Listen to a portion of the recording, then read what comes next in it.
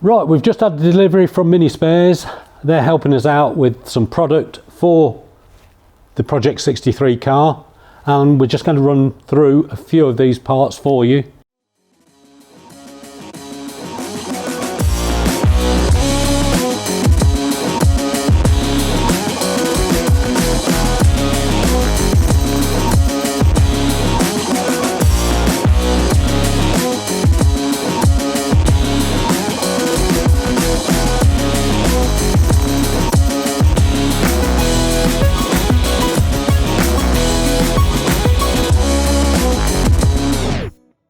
Firstly then, we'll start off with the wheels.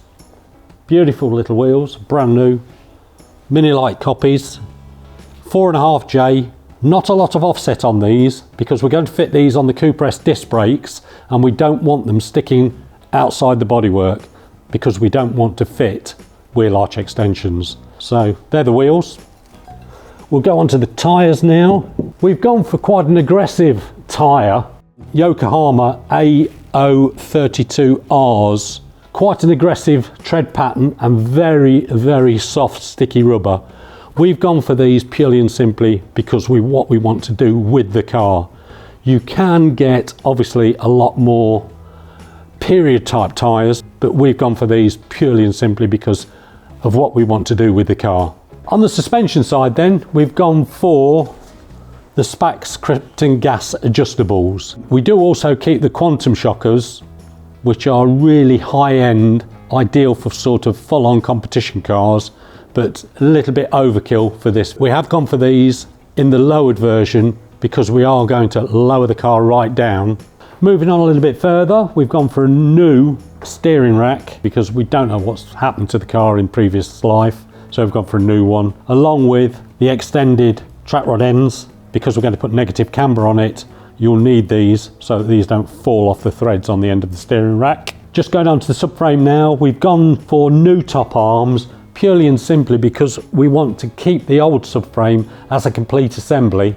So what we've done is we've bought a brand new Mark 1 subframe from Mini Spares again, and we've bought all new product to build this front subframe up. So we've got new top arms, new pivot pins. We've gone for the heavy duty steering arms for the top of the hubs, pivot pins. These are the pins for the bottom arms, which we will fit our rose jointed bottom arms on so that we can adjust the caster camber, which we'll show you once we get the car finished. We've got the taper roller bearings for the front hubs, new wheel cylinders, new brake lines all the way through with various nuts and bolts to fit them. Finally, we've gone for a new master cylinder, clutch master cylinder that is, and a new brake master cylinder. We've had to get a new one of these because obviously we needed one with the more capacity for the disc brakes. We've bought a new steering wheel. This is the Motorlita 13 inch, I think it's 13 inch, looks about 13 inch. We'll put this on mainly for everyday use, but what we do have is this little baby. We found this on the wall at the Mini Works in Scotland where we bought the car from, and we persuaded Simon to let us have it because it was period for the car. We're going to refresh this, polish the spokes, refinish the wood. We've been told that this wheel is quite old and the Boss is quite a rare one. I don't know whether anybody knows anything about it, but we've been told it's quite a rare Boss.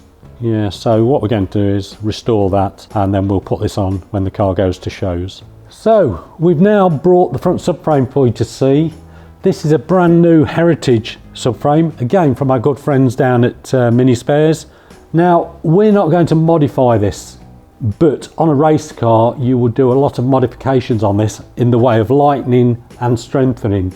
Strengthening normally means seam welding along all the joints that aren't seam welded. You'll notice around here they're not seam welded, but it's not a problem for a road car.